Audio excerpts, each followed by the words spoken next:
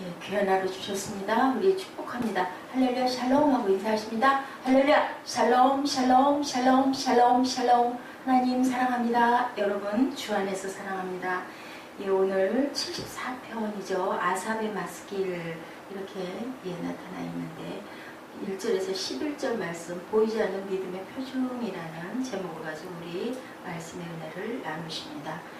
예, 이 시편은 아삽이 바벨론 왕 느부갓네살 왕이 이스라엘을 침입하여서 정말 기가 막히게 예루살렘 성전도 파괴하고 모든 것들이 다 파괴된 그 상황에 아삽의 통이하면서 하나님께 탄원으로 시를 올린 그런 그 내용입니다.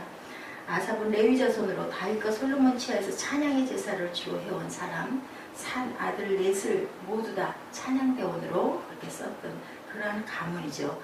예, 오베데돔에서 법궤를 예루살렘으로 옮긴 때부터 악사로 임명되었다. 역대상 15장 15절에서 19절에 증거합니다. 그 네 아들도 성가대로 임명되어 하나님을 찬양했습니다. 역대상 25장 1, 2절입니다.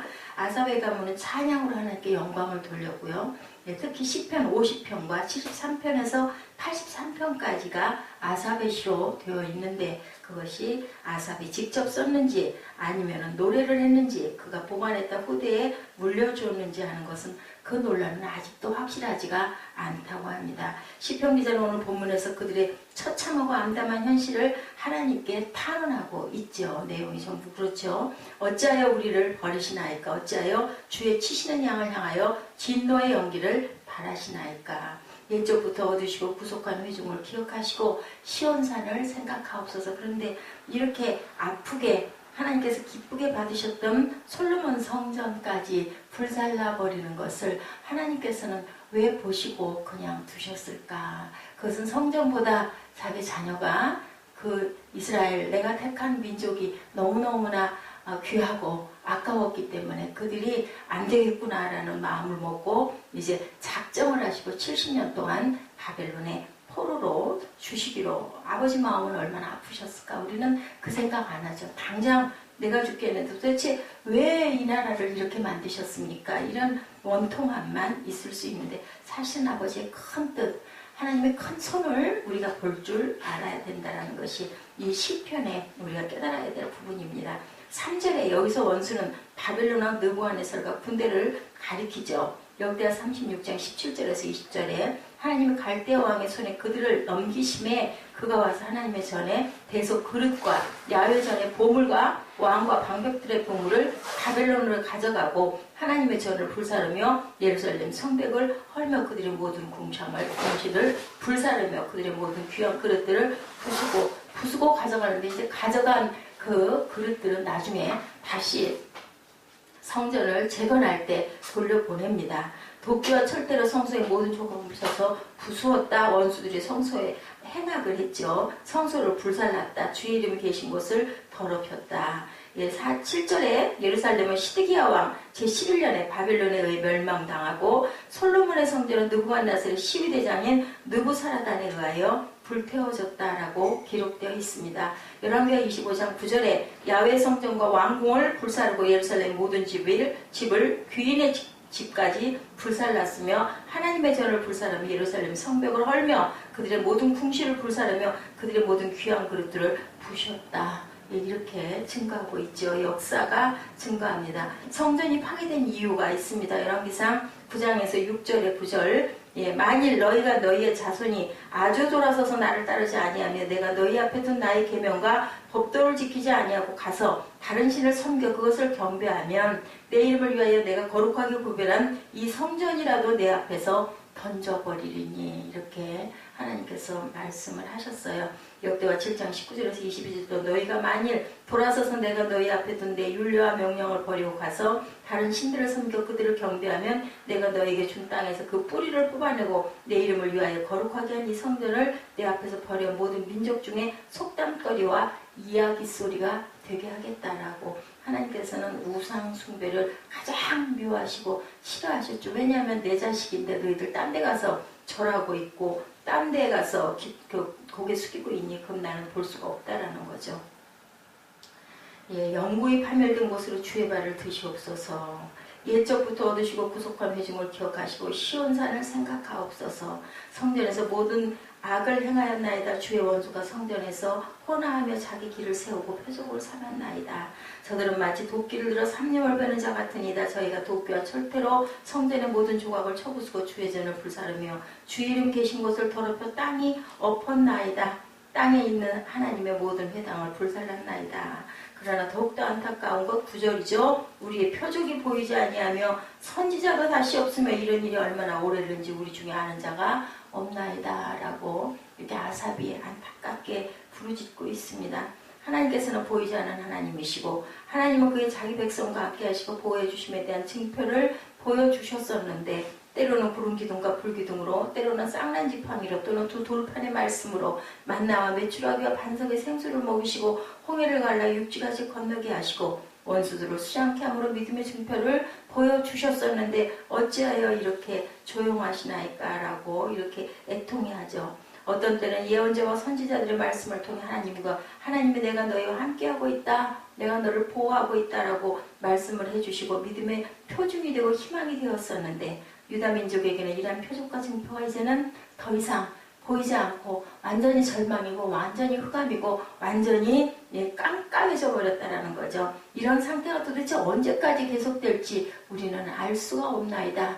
우리 터널에 깜깜하게 들어섰을 때 운전하고 갈 때 우리는 또 헤드라이트 라이트를 켜고 가죠. 그리고 이 터널이 아무리 길어도 언젠가는 끝난다라는 것을 아는데 이 지금 백성들은 알 수가 없어서 아삽이 안타까워합니다. 첫째로는 본문을 중심으로 해서 믿음의 증표에 대해서 생각하면서 은혜를 받아보는데요. 솔로몬 성전에 여러 가지 성물들이 있었죠. 이러한 성물들 중에 하나님이 이스라엘 백성과 함께 계시고 보호해 주시는 것, 첫째로는 언약궤를 가지고 있었습니다. 언약궤는 언약의 말씀이죠. 십계명과 이스라엘의 희망을 보여주는 아론의 쌍난 지팡이와 만나 항아리가 있었는데 이스라엘 구원의 하나님이 함께 계심을 상징하는 신앙의 증표였는데 그 법궤를 보면서 늘 함께 하시는 하나님을 체험했었는데 번제단이었죠. 번제단에는 하늘에서 내려온 불이 있었습니다. 항상 번제물을 태워서 향기가 나게 하는, 그리고 하나님께 올라가게 하는 그런 번제단. 이것은 제사를 통하여 하나님과 함께 하심을 늘 그들은 바라보면서 믿었습니다. 셋째는 지성소죠. 항상 구름이 가득했고 하나님의 영광을 상징하고 있었는데 하나님의 영광은 솔로몬 성전 봉헌 식대 그때 임했던 그 영광. 역대하 5장 13, 14절에 보면 나팔 부는 자와 노래하는 자와 일제히 소리를 발하여 야훼를 찬송하며 감사하는데 나팔 불고 재금치고 모든 악기를 울리며 소리를 높여 야훼를 찬송하여 가로되 선하시도다. 그 자비하심이 영원히 있도다 하며 그때 야훼 전에 구름이 가득한지라 제사장의 구름으로 인하여 능히 서서 섬기지 못하였다. 이 정도로 하나님의 영광이 그 하늘에 가득했고 그 전에 가득했다라고 나타나 있는데 또한 선지자들의 예언이 있었는데 선지자들은 자기 생각이나 사상을 말하는 게 아니라 하나님께서 말씀하신 걸 그대로 전하고 가르쳤던 그런 선지자들이 있었는데 그런데 그 선지자들마저도 아무도 없고 위로와 하나님의 축복의 예언도 항상 했었는데 이제는 그것도 아무것도 없다라는 거죠. 얼마나 깜깜했겠습니까? 더욱 심각한 것은 이러한 비극적인 현상이 도대체 얼마나 오래 갈지 우리는 알 수 없나이다. 오늘날 교회의 잃어버린 믿음의 징표죠. 교회의 믿음의 징표들은 무엇이었을까? 우리는 생각해 봅니다. 오늘날의 교회는 외식과 형식적인 징표는 있을 때 진정한 믿음의 징표들을 잃어버리고 있죠. 믿음의 표적들 무엇이었을까요? 교회의 믿음의 증표는 사랑이었는데 그죠? 새 계명을 너에게 주노니 서로 사랑하라. 내가 너희를 사랑한 것 같이 너희도 서로 사랑하라. 너희가 서로 사랑하면 이로써 모든 사람이 너희가 내 제자인 줄 알리라. 주님께서 그렇게 말씀하셨는데 계시록 2장 1절에도 에베소 교회는 악한 자를 용납하지 않고 거짓 선지자를 분별하여 내고 주님의 이름을 위하여 참고 견디고 게으르지 아니한 교회였다. 책망할 것이 하나 있다. 처음 사랑을 잊어버린 것이구나 라고 이렇게 안타까워했죠. 어디서 떨어진 것을 생각하고 회개하여 처음 행위를 다시 돌이켜라. 초심을 잃지 마라 라고 이렇게 계시록에도 말씀하고 있습니다. 교회는 사랑을 잃어버리고 될 때 정폐의 위기에 봉착하게 되죠. 초대교회 때 은혜 받고 성령 충만 받고 나니 어땠어요? 네 것 내 것 없이 다 팔아서 어려운 사람들 막 도와주고 서로 모여서 말씀을 읽고 감사하고 떡을 떼고 교제하고 울고 같이 감사했었죠. 그런데 그걸 잃어버렸다라는 거죠. 황수건 박사 돌아가셨죠. 예, 그분이 건강관리에 대한 TV 강연이 인기였었는데요. 오래 살기 위해서는 사랑이 보약보다 음식보다 운동보다 중요하다라고 그렇게 얘기를 했어요. 예, 암 유전자가 엔돌핀과 성장 호르몬으로 인하여서 차단이 되고 그걸로 인해서 극복할 수 있고 이길 수 있다라고도 말씀했죠. 암 유전자는 서로 싸우고 갈라져 나가는 성질이 있고 항암 유전자는 자꾸 하나 되는 성질이 있다고 그래요. 근데 하나 되는 게 그냥 혼자 하나 될 수는 없어요. 하나님의 법칙이죠. 둘이 만나서 하나가 되라라고 했어요. 그렇기 때문에 사랑을 하는 건 혼자 하는 게 아니죠. 하나님 사랑도 나와 하나님이, 부부 사랑도 남편과 아내가, 연인 사랑도 그죠? 남자와 여자가 둘이 사랑을 하게 되어 있고, 또한 교회 역시도 서로 있는 교회 성도들끼리 사랑을 해야 되는데 가장 사랑의 대상이 미움으로 바뀔 때가 이혼이라고 이렇게 얘기합니다. 우리나라는 더 그보다 더 극심하죠. 부부간의 별거가 65%, 구금이나 감옥이 63%, 실직이 47%로 나타나 있습니다. 우리나라는 실직 수당도 없으니 그보다 또 프로테지가 더 높겠죠. 맞아요. 그리고 또한 뭐예요? 그 사랑이 메말라지면 비만이 원인이 될 수도 있다. 스트레스는 암뿐 아니라 각종 질병의 원인이 되죠. 뇌경색, 뇌졸중 같은 것도 스트레스와 관계가 있다. 모든 질병의 원인이 스트레스에서 시작돼. 그 스트레스는 사랑을 잃어버려가지고, 그죠? 그렇기 때문에 우리는 변하기 쉬운 사람 사랑이 아니라 하나님 사랑에 목표를 둬야 되고, 하나님께서 우상을 숭배하지 말라고 그러는데 너무나 아내나 남편을 너무 사랑하는 것도 그것도 우상이다라는 얘기들을 합니다. 가장 위에 하나님이 계셔서 그 하나님 아래 부부가 있었을 때 삼각관계가 이루어져야 그 사람이 튼튼한 삼겹줄이 된다라고 하죠. 이런 것처럼 사랑의 대상을 잃거나 이혼이나 반목은 엄청난 스트레스를 받게 된다. 그것으로 인하여서 생명이 파헤쳐지는 그런 결과가 사망을 초래하죠. 누가 그것을 좋아할까요? 사단이 좋아합니다. 그래서 깨지는 거는 이렇게 우리 생명을 잃는 결과가 된다. 그러니까 주님께서 서로 사랑하라는 것은 결국은 나 자신을 위해서 서로 사랑하고 원수를 용서하라고 하신 거죠. 교회의 믿음의 증표는 복음 전도다. 사도행전 2장에 초대교회에 가장 두드러지게 나타난 표정 중 하나가 복음 전도였었죠. 2장 41절에 3,000명이 회개했다고 하죠. 4장 4절에 여자 외에 남자만 5,000명이 말씀을 듣고 믿게 되었다. 핍박으로 인하여 흩어져 나그네가 되었을 때도 이방인과 헬라인에게도 복음을 전하여 안디옥 교회를 세우고 안디옥 교회는 첫 선교사를 파송하기도 했다. 이게 믿음의 징표예요. 그래서 우리는 뭐 해야 된다? 전도해야 된다. 교회로 사람들을 끌어들이는 그런 전도가 아니라 정말 우리가 사랑으로 그 영혼을 위해서 기도하고 품고 그리고 하나님 안으로 돌아오게 그렇게 기도해야 된다. 또한 교회의 믿음의 증표는 영적 증표다. 고린도전서 14장 22절에 방언은 믿지 아니하는 자를 위한 표적이고 예언은 믿는 자들을 위한 표적이다. 영적 증표가 초대교회에는 많이 나타났죠. 차저행전 2장 44절에 사람마다 두려워하는 사도들로 인하여 기사와 표적이 많이 나타나니 믿는 자들이 다 함께해서 모든 물건을 통용하고 저상과 소유를 팔아 각 사람의 필요를 따라 나누어 주었다. 안진뱅이가 벌떡벌떡 일어났죠. 김익두 목사가 어떤 그 거린이 주저앉아가지고 일어나지를 못하고 동냥을 하는 걸 바라보면서 그 생각이 났다고 그랬죠. 사도행전 3장에 베드로가 벌떡 앉은 병이 구원하는 자 내게 은과 금은 없거니와 나사렛 예수 이름으로 명하는 일어나 걸어라.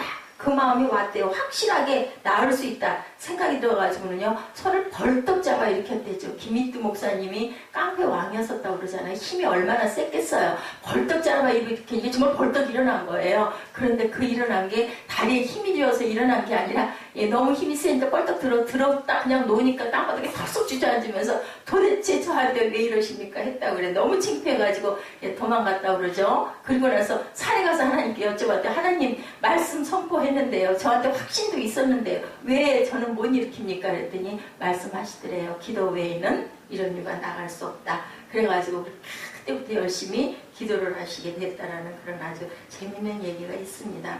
이렇게 우리는 항상 기도하고 우리가 구하고 내가 하는 것이 아니라 그것은 성령의 놀라운 힘이 증거한다는 것을 항상 생각할 줄 알아야 된다는 거죠. 우리가 그래서 항상 우리가 할 수 있는 것 하나님께 감사하고 기도하고 또한 사랑하고 그리고 또한 서로가 나누는 그러한 교회, 그러한 복음 전도의 귀한 사랑의 교회가 되어야 된다. 이것이 바로 하나님께서 우리에게 가정을 세워주시고 교회를 세워주시고 또한 구약에는 성막과 번제단과 또한 그 언약궤가 있었던 그 모든 것 하나님이 내가 너희와 함께 할게 그리고 그 불이 항상 타올랐죠. 지금의 예배입니다. 그래서 교회에서 어제 우리 말씀 나눈 것 중에서 어떻게 알았어요? 아삽이 성소에 들어가서 내가 깨달았나이다.